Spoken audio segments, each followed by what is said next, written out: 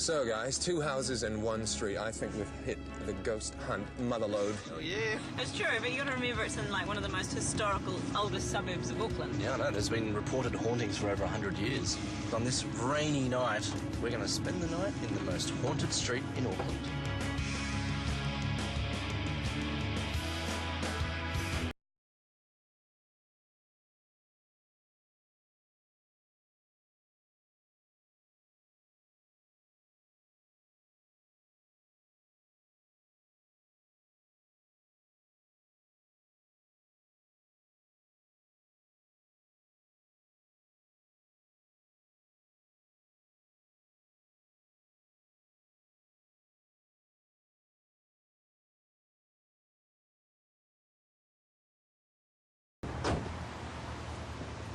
Well, team, this is one of our places tonight, Ewelme Cottage. It doesn't look scary at all. In fact, it's very quaint and pretty. And isn't it strange how the most serene, peaceful places always hide dark secrets? And the funny thing about this place is that the ghosts that have been seen are all just women and children.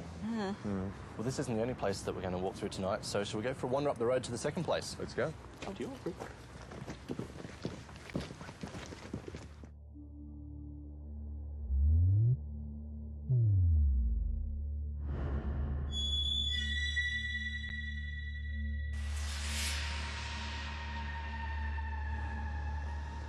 Now, this, guys, is our second location, and it's Kinder House, home of the Reverend John Kinder. And the theory behind this place is no one actually knows whether the spectre, the haunted apparition that's seen, is that of John Kinder himself or something rather more sinister. Michael, you're going to talk to a local clairvoyant, Justine. She's going to give you some impressions of the house and what she feels and maybe what it's all about. And Caro, I'm going to get you to wander back down to Ewelme Cottage and meet up with John Webster, who's been the curator since the late 60s, and he has seen it all the apparitions, the voices. So I think he will be one person that will be very interesting to talk to.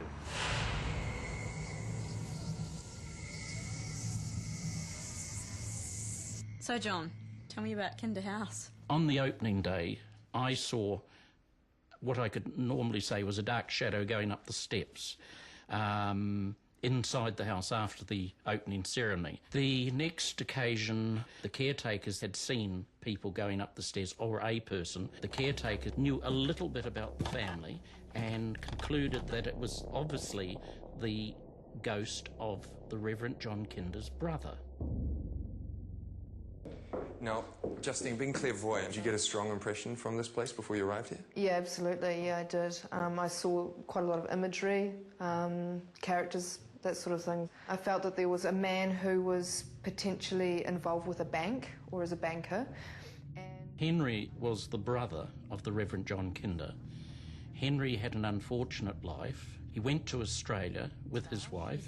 And there was some tragedy involved. I also felt that there was a poisoning, that he was involved in a poisoning, in fact, a victim of poisoning, and could hear gunfire. I got the impression of an affair. Soon after arriving in Sydney, he was found in the harbour. He was poisoned and shot in Sydney, and subsequent to that, his wife was arrested along with a local dentist, and they were put up for his murder. Were they having an affair? Naturally. And with his murder, it sort of supposes that it's the genesis of something that might be ghostly.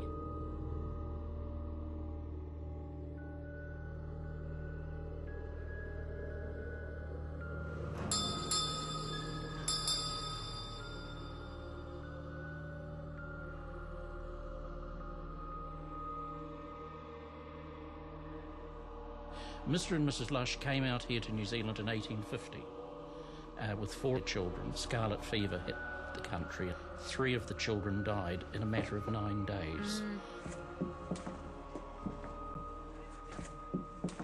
I could hear crying and a sensation of, just hopelessness. And I heard her say to me she was all alone. Well, I've personally seen females, and I've seen the things that have opened, like the cupboard doors and things. But what I haven't seen is the one that has been seen the most, and this is a young girl, supposedly with ringlets ringlets in her hair, wearing a white dress and a sash, and the latest sightings of that were from 2 children upstairs. The little girl that saw her was quite distraught and said, "I want to go back, I want to play with her." Yeah, she feels like she just wants to play. The noises were one of the few things I've heard at night time. They were in the passageway under the main light. It appeared to be 2 distinct tones of voice, and it was almost as though a conversation were going on. It was sort of suspended in midair. Hello. You're such a hard worker. Hey, whoa, what the heck are you trying to sneak past us there? This is a high-quality professional recording unit. Thank you very much. It's actually what they used to record sound and feature films like many years ago. Yeah, I haven't seen it before, though. Is that right? We haven't used it before? No, we haven't. I thought I'd use it this time because John was talking about hearing voices inside the house. So I thought I might do a bit of an experiment with EVP, or electronic voice phenomena. Oh my goodness, I've heard of that. That was used in Michael Keaton's movie White Noise, eh? Yeah, exactly. There is a certain school of paranormal thought that believes that EVP is the recording of voices from an unknown physical source. So you're telling me that this thing here picks up noise that we can't hear from the afterlife? I don't know, but that's what we're here to investigate.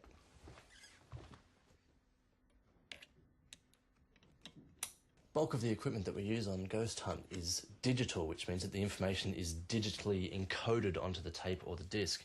Now, for this particular electronic voice phenomena experiment, I decided that, well, we'd go analog, because purists actually believe that analog recording, it's a truer, more authentic sound recording.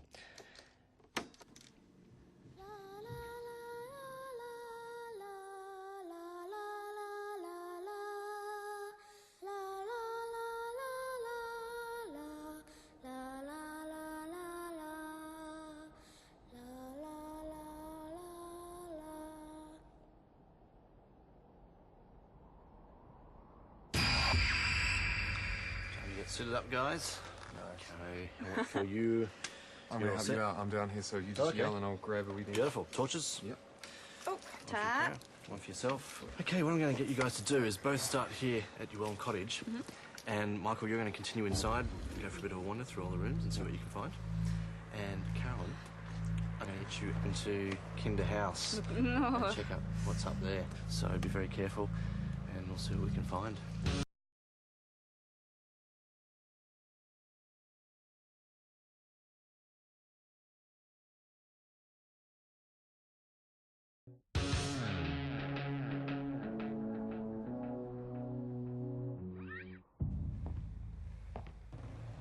All right. Up the steps, onto the veranda of Ewelme Cottage.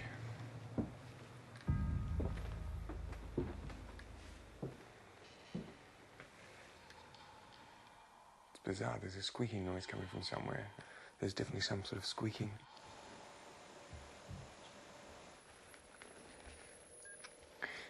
I'm just down by your EVP recorder. It's rolling. It's all working. You'll be pleased to know. Excellent, I can hear it from here. Wonderful.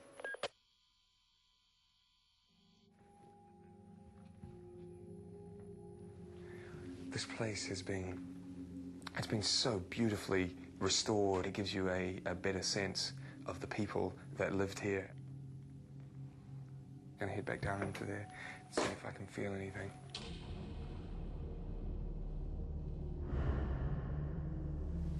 Kinder House.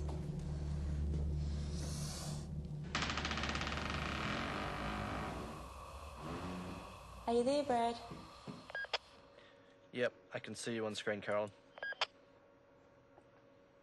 Where would you like me to go? Head down that corridor until you get to like a kind of like a vestibule area where there's a front door and a staircase. Hello. There's a stairway. Who's this? The door to your left there. Ugh, there's something coming. I'm gonna head down to the study room, which is where John Webster, who I talked to earlier, mentioned that he had seen an apparition of a young child back in the study. I have a feeling that the apparition was always dressed the same. So they kind of thought it was Eliza, who was one of the 3 children who died in 18 9 days, I think it was, the scarlet fever. Just out the door there to your left. Sort of upwards. Is that a curtain that's moving? I can see it blowing. I'm not sure if it's just in the breeze. Well spotted, yeah, it's an open window and there's a curtain blowing. It leads back through to the kitchen. I'm just going to go back through there and see what I can feel there. Okay.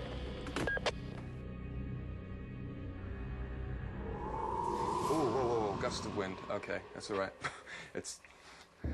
Sorry, just got a gust of wind over my shoulders, but it's just from the open window that's behind me.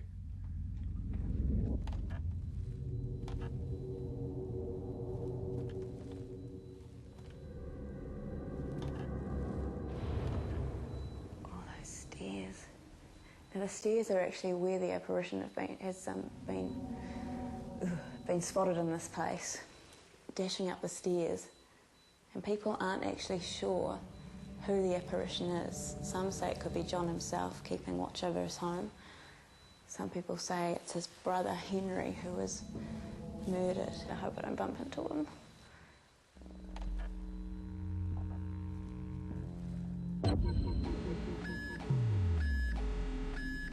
Michael, can I get you to go upstairs, up into the attic? I've got the trifield meter. It's fluctuating quite substantially. According to the meter in that room, electromagnetic flux is peaking at 7 milligauss. Now that may indicate some type of spiritual activity in the immediate area. I've set one up right at the back up there, in sort of the last room. I'll talk you as you go up. As you get to the top, head to your left and head down towards the end, and then there's another room off to your left as well. Wow, it's really, really narrow and tiny up here. You just have to be very careful on the stairs.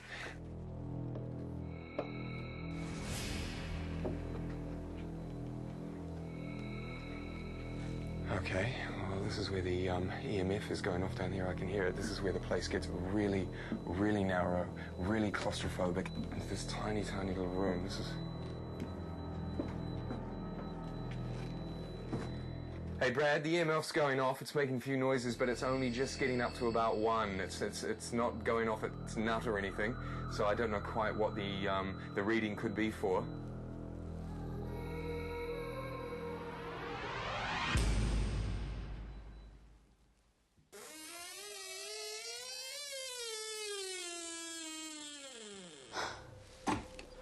Wow. For some reason, this room gives me the creeps a little. What on earth is that on the floor? Something actually I want you to take a look at. That's like a manhole covered. What I want you to do is go over there and just lift the hatch up and take some photos underneath. You're shitting me. Just lift it up and just sort of lean over and just take some photos underneath. Oh, crap. Oh, God.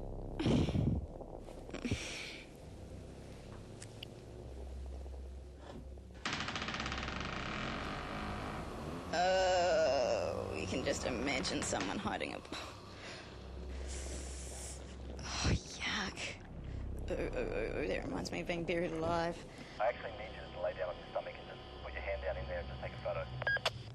For God's sake.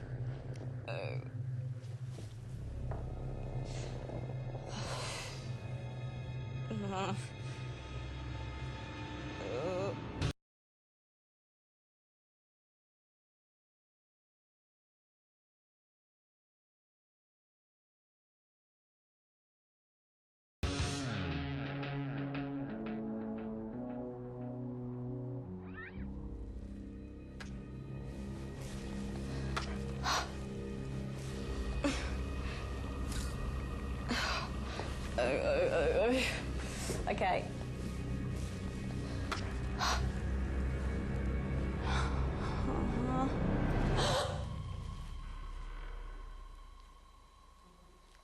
The stairs are creaking.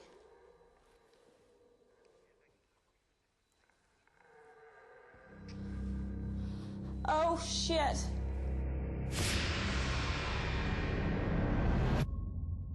This is where I walked in here earlier with Justine and got quite a strong feeling in here. It's just a very stifling feeling. It's really eerie hearing you say that with the EMF beeping away in the background. Yeah, no, it's not very reassuring, is it? There's something in here. Hello? Is there anyone in here? Is there anything you'd like to say to me? Oh, shit. Oh, whoa, fuck. Whoa. Just got a real shiver down my back, Brad. Just, like, totally cold and shivering and, like, something's in the room. Fuck, that looked remarkable. I can see that all on camera. I could see it happening. Hello? Are you trying to communicate with me?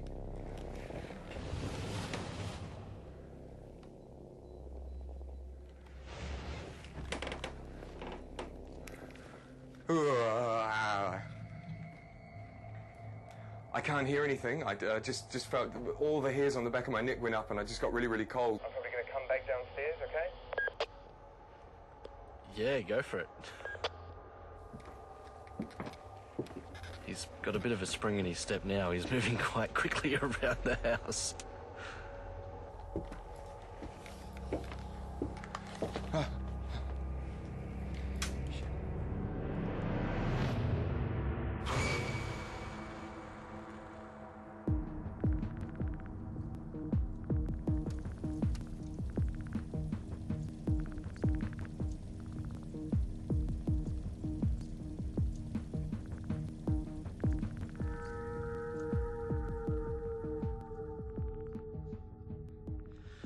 Well, Tim, that was an interesting stormy evening in Auckland. Yeah, absolutely. Set the mood, didn't it? It did, and there was some really bizarre stuff that went on last night. Michael, talk to me about your experience upstairs. Really strange feeling, like all around me. And I actually sat on my haunches because I felt that that was what the person who'd been in that room had been doing. I'm going to play you down some footage. This is what happened when you were in there on your own. This is where I walked in here earlier with Justine and got quite a strong feeling in here. It's just a very stifling feeling. Now, the next shot is you actually sitting down. Yeah. And you get a scare when you're in there. Now, that's what I saw. Oh, shit. Oh, whoa, fuck. Whoa. Just got a real shiver down my back, Brad. Just, like, totally cold and shivering and, like, something's in the room.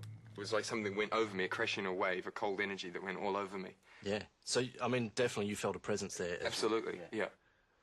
Now, EVP, or electronic voice phenomena, basically what it does is it picks up supposed voices from the beyond.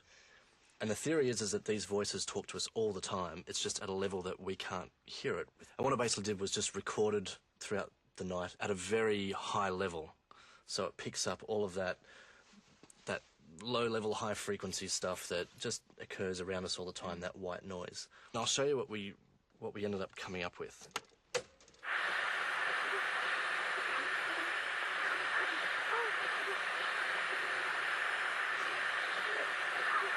It sounds like little kids. A little girl. Yeah? Definitely sounds like a child's voice. Oh, God.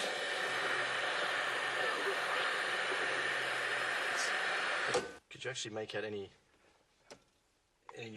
words? No, I couldn't get I any couldn't words. hear the words. It sounded almost right at the beginning like crying, and then it sounded like sort of... Right. I'll play you down this little section again, and we'll see what you make of it.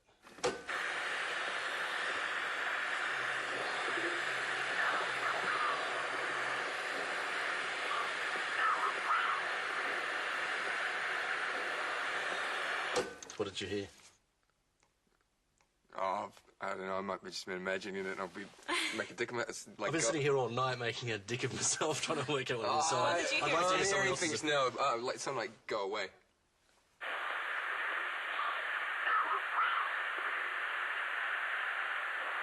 I heard "go away" as well. Oh, I need a hearing aid. I heard "go away." And you know what's I was really- being nice. No. You know what's really weird Yeah. is that the timeline that occurred and that these started to appear was when you were upstairs and you felt all of that, and you were talking to the little girl in the room. You had a moment as well, didn't you? I always have moments, You Brad. didn't want to look under the floor. Well, who would? I mean, seriously, even during the day, no one wants to go under a house, let alone one that's allegedly haunted. I mean, come on. It seemed to me like you felt something when you were in there. Well, this is the photograph that you took underneath the floorboards, which is really, you know, there's nothing much there. There's just a little bit of a blur. But then the thing was, and it occurred to me, was that you took the photograph upside down. So I turned it up the right way. And then just doing the normal, bring out the brightness and the contrast. What the? Little faced. Uh-huh. That's just weird. That is weird. And these as What well. are they? What do you make of those? It shouldn't be shadows because you didn't use the flash, so... No. That's definitely a face, though. Yeah. You can see the eyes and nose. No wonder you didn't want to take a photograph underneath. That's as clear as it's going to get, Right. considering it was such a dark shot to begin with. So that's the best that we're going to be able to bring out any features that are in it. Wow. Lucky you didn't go down. I was just going to say, how strange. It almost looks like someone, like a little person crouching in the corner under the house. Everything that came out of last night was quite amazing. Yeah. It's really opened my eyes. I think it was due to you actually calling out to the ghost and talking to the ghost that that the spirit decided to manifest itself in whatever way it did. Yeah. So yeah, well done, guys. Shall we get away from these two houses in this haunted street here in Auckland and get back to suburbia?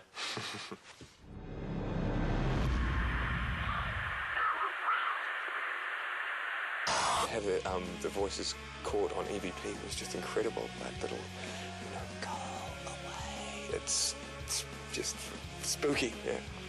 Just because I can't explain it doesn't mean it didn't happen, and that's what I guess you struggle with when you're doing things like this. All of it's unexplainable and new to me, so it's quite incredible. It was a very interesting episode, a really bizarre evening, but then what do you expect from two haunted houses in the one street on a stormy Auckland night?